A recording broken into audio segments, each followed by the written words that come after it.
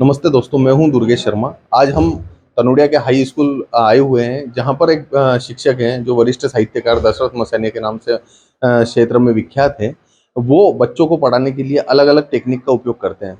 अधिक से अधिक सरलीकरण के सूत्र बच्चों को देते हैं ताकि वो गणित, संस्कृत, हिंदी इत्यादि विषयों में जल्दी से जल्दी याद कर लें, और उससे बच्चों को काफ़ी लाभ होता है। कुछ सवाल ऐसे जटिल रहते हैं जो एक सामान्य सूत्र से तत्काल आँख पलक झपकते ही वो सवाल का हल बच्चे निकाल लेते हैं। आज हम उनके स्कूल में यहाँ पर बच्चों के साथ में मौजूद हैं और सर बच्चों को पढ़ा रहे हैं। सर से समझते हैं कि कैसे सरलीकरण होता है। ये इनके स्कूल के बच्चों को तो पढ़ाते हैं, साथ ही समाज के अन्य बच्चों को भी एक संदेश हम आपके माध्यम से पहुंचाना चाहते हैं कि देखें कि कैसे सरल सूत्रों के माध्यम से बच्चों तक गणित हुआ या हिंदी हुई या संस्कृत हुई भाषा का उपयोग करते हैं। सर, आप बताएंगे क्या क्या सूत्र आप उपयोग करते हैं सर? सबसे पहले हम जो भी सूत्र याद करते हैं, लगभग 40 साल का मेरा पढ़ाने का अनुभव है। वो अनुभव मैंने ये देखा कि जो बच्चों को कोई चीज़ याद नहीं होती है, हम अगर मौखिक याद कराना तो निश्चित ही गाकर सिखाया जाता है। गाकर जो विषय पे हम सिखाते हैं, इसको हम गायन विधि कहते हैं। कविता संस्कृत में अगर वो श्लोक होते हैं वो भी सिखाते हैं, और इंग्लिश पोएम भी गाकर सिखाते हैं। जब गाकर सीख जाते हैं तो बच्चे स्वयं में प्रश्नोत्तर अपने आप सीख जाते हैं और उनके अंदर विषय के प्रति रुचि पैदा होती है। रुचि पैदा करने के लिए हम नित्य नए प्रयोग करते हैं। सर, गणित के विषय में आप पलक झपकते ही सब बड़े से बड़ा सवाल हल कर देते हैं, ऐसा कोई सूत्र आपने बना रखा है बच्चों के लिए? आप ब्लैक बोर्ड पर बताएंगे सर के कैसे क्या है उसकी मतलब प्रक्रिया पूरी क्या रहती है? सामान्यतः क्या है, बच्चों को जोड़ घटाव गुणा करने के लिए जीवन में बहुत ज़रूरत पड़ती है। उसको तत्काल हम कितनी जल्दी करें, अगर बैंकिंग परीक्षा या सीए की परीक्षा किसी में है तो बच्चों को हम यही देते हैं कम से कम समय में अधिक करना है। इसके लिए मैं सबसे पहले बच्चों को एक जोड़ की ट्रिक सिखाता हूँ। उस जोड़ की ट्रिक्स को घर पे करते हैं और आपस में करते हैं, और धीरे धीरे वो जो घंटे में सवाल करने वाले होते हैं वो मिनटों में करते हैं, मिनटों के सवाल सेकंड में कर देते हैं। हमारे दर्शकों को आप वो ट्रिक बताना चाहेंगे सर? निश्चित है, आप देख सकते हैं, हमारे बच्चे भी उसको करके बता सकते हैं। बच्चों कोई भी संख्या पूछें, आप कोई भी संख्या बोल दीजिए। 25 इनने बोला है, इसके उत्तर अभी से आ गए। और बोलिए एक और, कितना? 95 अगर इनने बोला है, एक संख्या हमने लिख दी, ये उसका उत्तर आ चुका है। तो ऐसे हमारे बच्चे भी करके बता सकते सर, हैं। ये आपने बहुत आसानी से यहाँ पर लिख दिया, लेकिन इसका सूत्र होगा तो इसका कुछ तो होगा। फंडामेंटल सूत्र क्या है सूत्र इसका यही है, कोई संख्या लीजिए, कोई संख्या लीजिए, एक घटा एक वाम। जैसे हमने 25 लिया था, तो कोई संख्या लीजिए, एक घटा एक वाम, दो अंकन का योग 9, जोड़ करे सब काम। ये दो अंक फिर लेते हैं, इनके जोड़ अगर 9 आएगा, और इसलिए फिर संख्या आपका उत्तर वो सही अपने आप हो जाएगा। कोई संख्या ली हमने 25 और उसमें से एक घटा दिया 24 और एक को यहाँ लिख दिया। तो ऐसे अगर बच्चे बार बार इस सवालों को बार बार करेंगे, ऐसे कई सारी ट्रिक्स हैं जिससे बच्चे सरलतम विधि से गणित कर सकते हैं और गाकर कर सकते हैं। सर, ये गणित का विषय हुआ। हिंदी या संस्कृत में ऐसा कोई सरल सूत्र? हिंदी में जब हम पढ़ाते हैं बच्चों को, उनको पाठ को पढ़ाते हैं तो गा करके पढ़ाते हैं। आप 2 मिनट के लिए इन बच्चों को खाली गाकर सुन लें, बच्चे पाठ निकाल लें आप घर की याद, और एक साथ को गाना है। क्योंकि कक्षा 11-12 में भी हमारे यहाँ कविता गाते हैं बच्चे, और बड़े मस्ती में गाते हैं।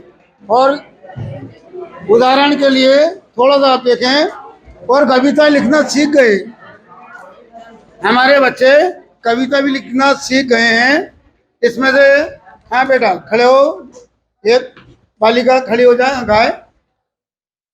आज पानी गिर रहा है, सब बोले, बहुत पानी गिर रहा है, बहुत पानी गिर रहा है, रात भर गिरता रहा, प्राण भर गिरता रहा, बहुत पानी गिर रहा है, नजर में गिर रहा है, घर मुझसे दूर है, खुशियाँ तो दूर है, आज गिर रहा है, भाई चार भाई है, मायके में बहना आई, बहन भाई के घर, हाथ में बत्तियां, हर घर की। सर, ये जैसे इन्होंने पुस्तक से लिखा, जो लिखा हुआ था वो पूरा गाया बच्चों ने, इसमें सरलीकरण कैसे क्या है वो थोड़ा समझाइए। सरलीकरण तो ये है, अभी जो बच्चों ने कविता गाई थी, क्योंकि ये कविता कविता इसलिए है कि ताकि बच्चे सामूहिक से अगर जब गाना सीख जाते हैं तो पीछे बैठने वाला बच्चा भी बोलने की हिम्मत करने लगता है। अभी जो ये कविता गाई, चूंकि पाठ्यक्रम में अभी इस साल से शायद हटा रहे हैं, लेकिन पीछे हमारे जो बच्चे हैं, बहुत सारे बच्चे कविता लिखना सीख गए हैं और अपने आप हम उनको अलग अलग तरह की कविता गवाते हैं, अलग अलग कवियों गवाते हैं।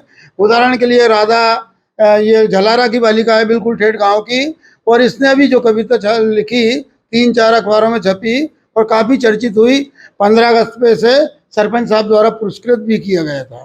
सर, जैसे संस्कृत भाषा है, संस्कृत भाषा से आज का बच्चा दूर होता जा रहा है, आप उनको कैसे बच्चों को संस्कृत का सरलीकरण समझाते हैं? संस्कृत से विमुख होता जा रहा है बच्चा और संस्कृत के लिए अगर यदि आप सिर्फ 2 मिनट लगेंगे हमारे 9th कक्षा में, क्योंकि इसमें संस्कृत के बच्चे नहीं हैं, आप उनके मुंह से अगर सुनेंगे तो आपको ये लगेगा कि वाकई में संस्कृत कैसे सीखा है। वो बच्चे ज्यादा बताएंगे मेरे से अच्छे।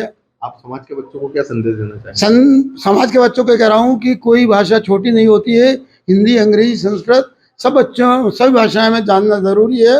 अन्यथा भाषाओं के बिना हम अपनी अभिव्यक्ति नहीं कर सकते हैं, और अच्छी अभिव्यक्ति के लिए इंजीनियर, डॉक्टर, नेता कोई भी यदि हो तो भाषा का उसको नितांत परम ज्ञान, अच्छा ज्ञान होना बहुत जरूरी है।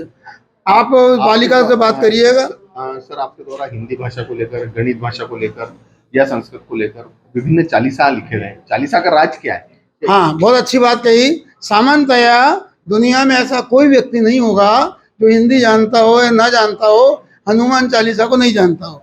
हनुमान चालीसा हनुमान जी की स्तुति है, लेकिन हमने क्या करा, शिक्षण के लिए विभिन्न विषयों पर, विभिन्न देवताओं पर, विभिन्न नैतिक विषयों पर, महापुरुषों पर, लेखकों पर, कवियों पर ये चालीसा के माध्यम से जो कविताएं बनाई, तो उससे क्या बच्चों के अंदर एक रुचि पैदा हुई। गायन के द्वारा वो इतिहास, भूगोल सब सीख गए हैं। वही चालीसा की सर चौपाई, शैक्षणिक चौपाई। जय जय जय अंग्रेजी माता, तुम्हारी कीर्त सब जग गाता, ऐसे पल भी से बेबी, नई पीढ़ी ने तुमको सेवी, कटबट हट सब एक समाना, पुट का भेद हम नहीं जाना, पश्चिम की तुम हो महारानी, पूरब में भी खूब कहानी, नित उठ के तुम्हारे गुण गाऊं, कंप्यूटर पे ध्यान लगाऊं, 5 स्वरों का रेलम पेला, 21 व्यंजन का ये मेला। देखिए, शिक्षक दशरथ मसानिया जी जो बच्चों को काफ़ी सरलीकरण तरीके से सारी चीज़ें समझाते हैं, चाहे वो हिंदी हो या इंग्लिश हो या गणित हो, उनके द्वारा एक सरल वाक्यों में सरल सूत्र बच्चों को दे दिए गए, जिससे बच्चे अपने अपने विषय में पारंगत भी हो रहे हैं। दुर्गेश शर्मा, आगरमालवा।